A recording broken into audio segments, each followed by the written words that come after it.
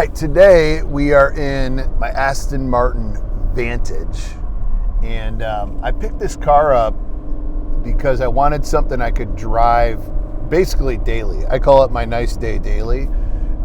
If the weather's good, I like to drive a fun car. And my regular daily driver, which is a Mercedes-Benz GLS AMG 63, it's awesome. But, it's an SUV. We packed the family in there. If it's just me running errands, going to the gym, doing some stuff, I like something fun to drive in. And taking maybe some of my other cars that are a little more expensive, I don't want to put the miles on them, if I'm being honest. And so I picked this up a few weeks ago. I actually took it to COTA, which is Circuit of Americas, in Austin this last weekend to track it, which was so fun, which I wouldn't have taken my Aventador to do. Just, it's too expensive, too much value potential there. But I bought this, so it's a 2019 Aston Martin Vantage, 15,000 miles, picked it up for about 90 grand, and this thing's sick. So I've been on the fence with Aston Martin for a few reasons. I just haven't always loved the display and some of the accessories that go along and components that go along with the car. But this particular one it's a twin turbo V8, 503 horsepower, and it's a Mercedes-Benz AMG. So this is very similar, which I love Mercedes-Benz. I think hands down, like all in, they make the best car. The Germans, dude, they know what they're doing. And so it's all Mercedes-Benz. So it's AMG twin turbo V8, same one that's in the AMG GT, and then Aston Martin comes and does their special touch on it, which is awesome. And the thing rips. I'll open it up here for you. You can hear this exhaust. I mean, this thing goes. It's got the little, what do they call it? With the exhaust. I mean, this thing goes. It is super fun. And so it's got the AMG engine, but what I love about Mercedes is it's got the Mercedes components too. So all the buttons are real nice. And again, I'm a car guy. I pay attention every little detail of turning the air on or off, how the buttons feel, the touches, the components. That matters to me. And a lot of these cars, some nice cars, don't have that touch. That I'll give the Germans a credit, that German engineering, and but it matters to me. If every time I turn my air on or off, or every time I want to turn the radio or change the station or turn the volume up, like all those details matter to me. Like that what I call the experience. I was explaining this car to my son about the experience of driving this car. I drove this thing 2.5 hours and back to Austin, super comfortable, loved it. And at the same time, I could just step on it and this thing rips, right? I mean, boom, throws you in back. It's loud. It's like you could just flip a switch and have a race car, or just drive like this. And this is in track mode. It starts in sport, which is fine.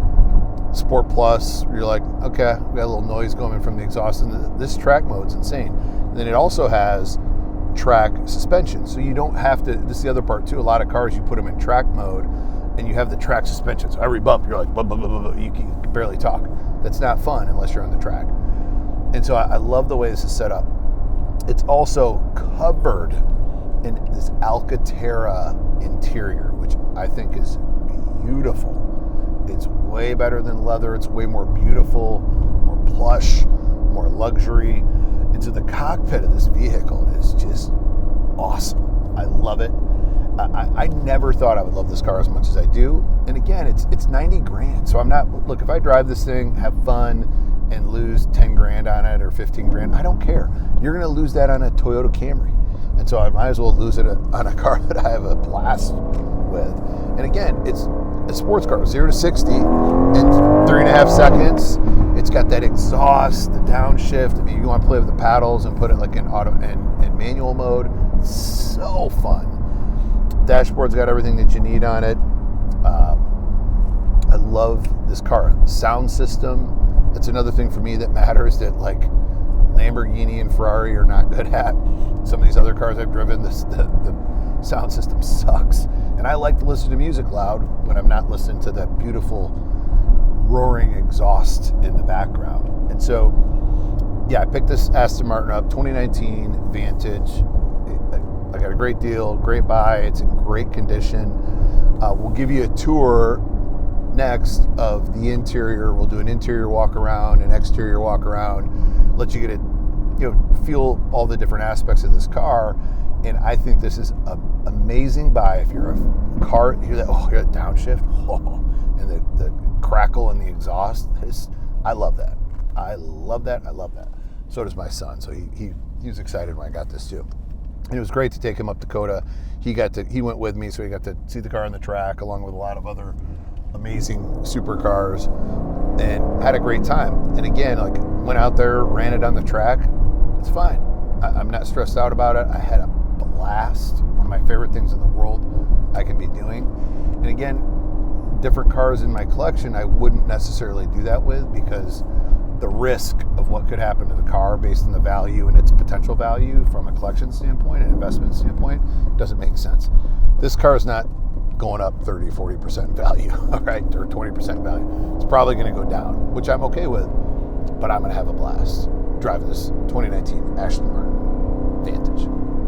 All right, here it is, 2019 Aston Martin Vantage V8 twin turbo. Let me tell you some things I like and tell you some things I don't like. If you come to the front of it, it's got that traditional Aston Martin look. It's got some cool carbon around the lights. I love the gloss black ground effects, splitter. What I hate is this grille. It just seems like it needs something. I might paint it. I don't know what I'm going to do with it, but I know I don't like it. The hood's a little plain for me. I feel like it could use a little more love, like some vents or something. It's just a little meh, which is what my challenge with Aston Martins is. I think it's not as obnoxious as like my Aventador that's like crazy. Everything about it's crazy. I love like the wheel combo, the white, like this intake, you can get this black or you can get this with carbon fiber, and I could change something like that. Added my little 1% badge. It's my own little company sticker. One of the things that's really cool that I love about the door is that the door opens up on an angle. And so like if you're parked next to a curb or something like that, something you have to watch if you have these cars, the cool thing is it stays open. So it's like if you've ever dealt with that where you have to like hold the door open and slide out, you can hold the door open, like you just open it and then you can get out. You don't have to touch the door. I've never had a car that did that, especially opens up on an angle. It's really kind of a cool touch. One of the things I'm going to change too, I hate chrome. It's got this chrome thing on there. We're going to black that out, delete it. But the rest of it, like the booty, whew, I love the butt on this thing. I love the back of an Aston Martin. I think it's just one of the most beautiful things. The way it's set up, it's simple, it's sophisticated. These are interesting. These are required in the UK on cars. They're like these little bumper protector things. I think it kind of looks cool here. Rolls-Royce actually has it too. It doesn't look as cool.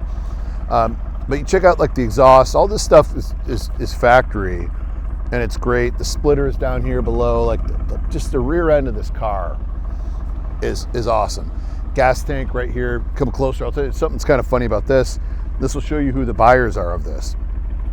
I don't know what all those languages are. I think this is Arabic, and I think this is Chinese. It's something, I can't read it. And then obviously English right here. But it's interesting that it's telling you what octane to put into the gas on there in 3 different languages. And I guess that's to who the most buyers are for this car. But it's an amazing car. We'll take a look inside, check out the interior, check out some of the stuff.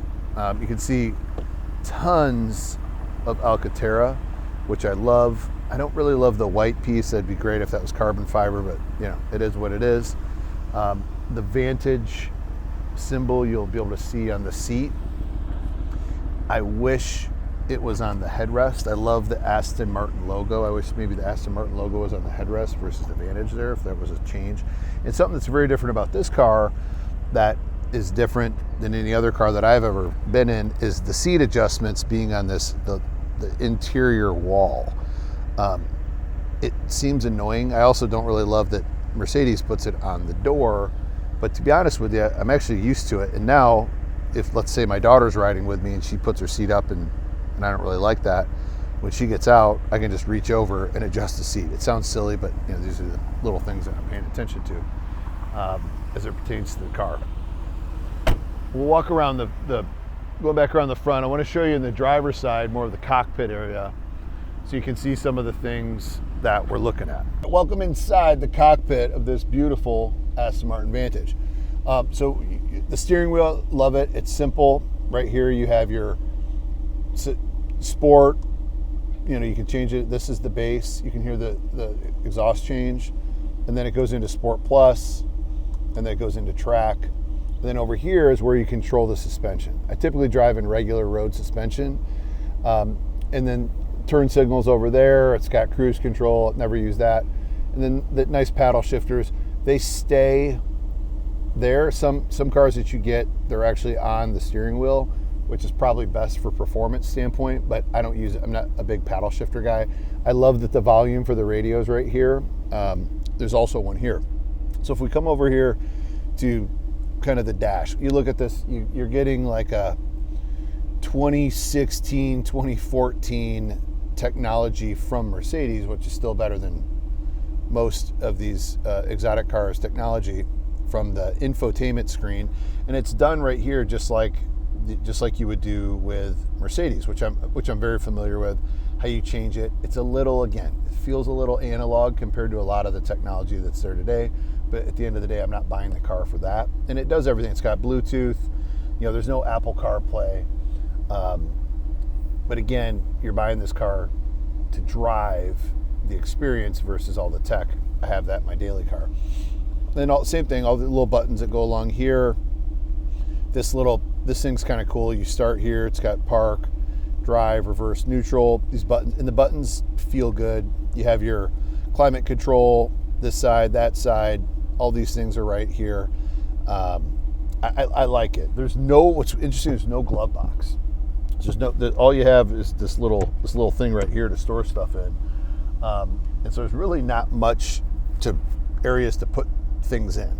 And again, the seats you adjust right here, and it has every you can move it every other which way. Super comfortable car, and this wonderful Alcantara I think is so beautiful. What's cool about this with the trunk, because a lot of the other exotic cars you can't even fit a suitcase in the car, right? So I'm going to show you something in the trunk that's kind of neat that the Aston Martin has. All right, let me show you the trunk, which is kind of a cool option for, again, most sports cars I have don't have it. This has got a decent sized trunk space. So I mean, my son and I, all our luggage, and kind of have this will like close it to where this is a closed trunk. And you have this little weird storage space. I wouldn't put anything in there. I don't even know what I'd put there. It's going to block the window, and I don't want something flying up in case I have to brake quick. But it's got a really good sized trunk space. You can fit 2 small suitcases. So, you know, you can take this thing out of town, do a weekend little road trip, do a little Airbnb or a bed and breakfast with my wife, something like that, and have this car and have fun and be out on the back roads. And so this car, like, it sounds silly, but I feel like it's meant to go do fun adventures, road adventures, which a lot of my other cars I wouldn't do. They don't have the trunk space, nor would I want to drive them long distances because of that. And it's just done real nice. I like the handle there. This allows you to just have a lot more options from where you can take the car, but also having a lot of fun with the car on the road trip.